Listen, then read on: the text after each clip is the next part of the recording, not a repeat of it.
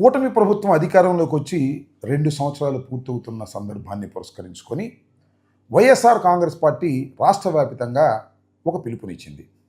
4-5 తారీఖుల్లో ఒక నిరసన ప్రదర్శన, అలాగే 8, 9లో ఒక నిరసన, 12వ తారీఖు ఒక నిరసన. 4వ తారీఖున వారు మేనిఫెస్టోని, సూపర్ 6 డాక్యుమెంట్స్ని ధ్వంసం చేసి దహనం చేసేటటువంటి కార్యక్రమం. అదేవిధంగా 8, 9 తారీఖుల్లో టౌన్ హాల్లో సమావేశాలు పెట్టి తెలుగుదేశం కూటమి ప్రభుత్వం ఏ విధంగా వాగ్దానాలను భిన్నంగా వ్యవహరించిందో వాటిని ప్రజలకు ఎక్స్ప్లెయిన్ చేసేటటువంటి కార్యక్రమం, ఫోటో ప్రదర్శన కూడా నిర్వహించడం జరిగింది. అదేవిధంగా నిన్న 12వ తారీఖున పెద్ద ఎత్తున రాష్ట్ర వ్యాప్తంగా 175 నియోజకవర్గాల్లో ప్రదర్శన. ఈ కార్యక్రమాలు చాలా అద్భుతంగా జరిగాయి. అన్ని కార్యక్రమాలు బాగా జరిగాయి. కానీ నిన్న నిరసన కార్యక్రమం మాత్రం చాలా పెద్ద ఎత్తున ప్రజలు పాల్గొన్నారు.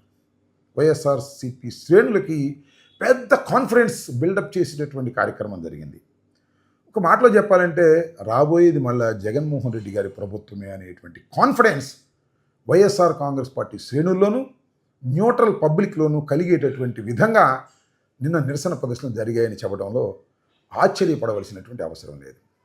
ఇక రెండో వైపును చూస్తే కూటమి, తెలుగుదేశం, జనసేన, భారతీయ జనతా పార్టీ, వీరు మా కూటమి ప్రభుత్వం అద్భుతంగా ఈ 2 సంవత్సరాల్లో పరిపాలన చేసిందని కానీ, ఇచ్చిన వాగ్దానాన్ని నెరవేర్చిందని కానీ చెప్పుకునే పరిస్థితి లేదు. బాగా డబ్బులు ఖర్చు పెట్టి పేపర్ ప్రకటన ఇవ్వటం తప్ప దానికి కావలసినటువంటి పద్ధతుల్లో ప్రజల్లోకి వెళ్ళి చెప్పుకునేటటువంటి పరిస్థితి లేదు. ఎందుకు లేదు అంటే భారతీయ జనతా పార్టీకి చంద్రబాబు నాయుడు అంటే నమ్మకం లేదు, అలాగే జనసేనకి చంద్రబాబు అంటే నమ్మకం లేదు. అయితే ఇక్కడ జనసేన అంటే నా ఉద్దేశం పవన్ కళ్యాణ్ గారికి నమ్మకం ఉంటే ఉండొచ్చు, కానీ కింద క్యాడర్లో మాత్రం తెలుగుదేశం మీద ఏ విధమైన నమ్మకం లేకపోకుండా ఘర్షించుకునేటటువంటి వాతావరణం ఉంది. అందువల్ల ఈ ముగ్గురు కలిసి జిల్లా హెడ్ క్వార్టర్స్లోనో, నియోజకవర్గాల్లోనో అద్భుతమైన పరిపాలన చేశాము, అన్ని హామీలను నెరవేర్చామని చెప్పుకోవడానికి కూడా ఆస్కారం లేనటువంటి పరిస్థితి కనపడింది. ఒక విధంగా డల్ అయిపోయినటువంటి పరిస్థితి కూడా కూటమి కనిపిస్తూ ఉన్నది. ఇది ఒక విధంగా రాష్ట్రానికి ఒక శుభసూచకమని నేను చెప్పదలుచుకున్నాను. అంతేకాకుండా రాబోయేది వైఎస్ఆర్ కాంగ్రెస్ పార్టీ అనే సంకేతాలు కూడా పెద్ద ఎత్తున రాష్ట్ర వ్యాప్తంగా ఇప్పుడు జరుగుతూ ఉన్నటువంటి విధానాన్ని చూసి ప్రజలు అభిప్రాయపడుతున్నటువంటి విధానం ఇంకా రాబోయే 3 సంవత్సరాల కాలంలో ఇంక ఎలా ఉంటుందో నేను మీకు ప్రత్యేకంగా చెప్పాల్సిన అవసరం లేదు. వైఎస్ఆర్ కాంగ్రెస్ పార్టీ శ్రేణుల్లో విపరీతమైన కాన్ఫిడెన్స్ పెరిగిపోయినటువంటి పరిస్థితి ఉంది. ఈ కాన్ఫిడెన్స్ని ఇంకా కాన్ఫిడెన్స్ పెంచుకుంటూ ముందుకు పోయేటటువంటి కార్యక్రమాలు ఉంటాయని కూడా ఈ సందర్భంగా నేను మీకు చెప్పదలుచుకున్నాను. ఇకపోతే గుంటూరుకు వస్తే గుంటూరు 1 and 2 రెండిటిలోనూ ప్రోగ్రామ్స్ బాగా జరిగాయి.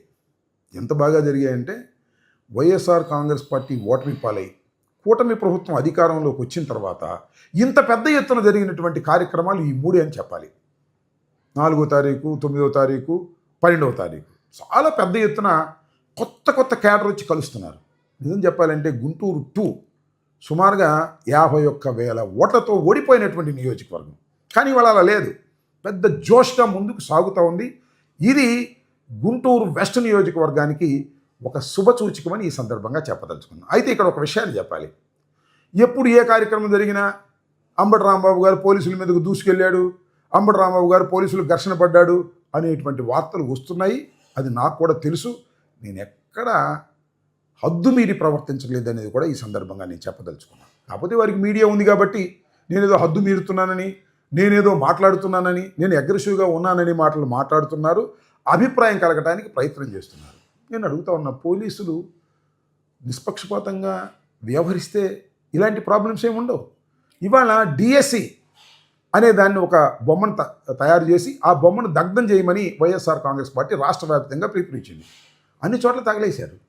కానీ గుంటూరు 2లో మాత్రం తగలేయకోకుండా దిష్టి బొమ్మను లాక్కుని ఫైట్ చేసి తీసుకువెళ్ళారు పోలీసులు. అవసరమా? పోలీసులకు దిష్టి బొమ్మని పట్టుకొని పారిపోవలసిన అవసరం ఉందా అని నేను అడుగుతా ఉన్నా. ఇది ధర్మమేనా?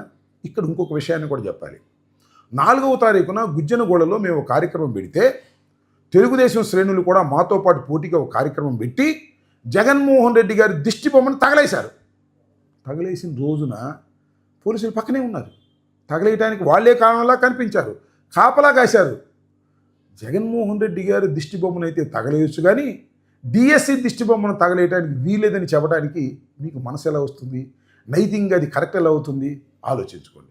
అంటే మీరు తెలుగుదేశం పార్టీకి అనుకూలంగా వ్యవహరించే కార్యక్రమాలు చేస్తున్నారు. కొంతమంది అనుకూలించవచ్చు, కానీ పోలీస్ వ్యవస్థ అంతా అదే విధంగా అనుకూలిస్తే సమాజంలో పోలీసుల మీద గౌరవం ఎందుకు ఉంటుంది? ఒకసారి పోలీస్ వ్యవస్థలో ఉన్నటువంటి పెద్దలు ఆలోచించుకోవాలని మనం చేస్తున్నాం.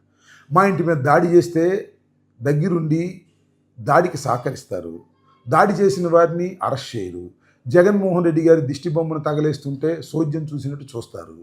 డిఎస్సి దిష్టి బొమ్మను తీసుకెళ్ళి మేము తగలేస్తుంటే పోలీసులు మాతో కుస్తీలు పడి ఆ బొమ్మను తీసుకువెళ్ళి ఎక్కడో దాస్తారు. ఇది అవసరమా? గుండె మీద చెయ్యి వేసుకొని గుంటూరులో ఉన్నటువంటి పోలీసు అధికారులు ఆలోచించాలని నేను విజ్ఞప్తి చేస్తున్నాను. కొంతమంది అయితే వాళ్ళకి సంబంధించి వాళ్ళు ఉన్నారు, వాళ్ళు అలాగే వ్యవహరిస్తారు. అందరూ ఇలా వ్యవహరించడం సరైన విధానం కాదని కూడా చెప్పదలుచుకున్నాను. ఏం కాదు, మళ్ళా 3 సంవత్సరాల తర్వాత మేమే అధికారంలోకి వస్తాం. అధికారంలోకి వచ్చినప్పుడు మళ్ళీ మీరు మా దగ్గరికి వచ్చి పోస్టింగ్లకు వస్తారు, మాకు సెల్యూట్లు పెడతారు. కానీ న్యూట్రల్గా వ్యవహరించకపోతే మాత్రం మీరు కాస్త ఇబ్బంది పడతారని మాత్రం నేను చెప్పదలుచుకున్నాను. పక్షపాత ధోరణితో కార్యక్రమం చేస్తే భవిష్యత్తులో మీరైనా ఇబ్బంది పడతారనే విషయాన్ని దయచేసి గమనించాలని ఈ సందర్భంగా చెబుతున్నాను. ఏది ఏమైనా ఈ 2 సంవత్సరాల పాలన పూర్తయిన సందర్భంలో వెన్నుపోటుకు 2 ఏళ్ళు కార్యక్రమాలు అద్భుతంగా జరిగాయి. రాష్ట్ర వ్యాపితంగా వైఎస్ఆర్ కాంగ్రెస్ పార్టీ మళ్ళా తిరిగి అధికారంలోకి రాబోతుందనేటువంటి భావన వ్యాపించిపోయింది సర్వత్రా అని మాత్రం చెప్పదలుచుకున్నాను.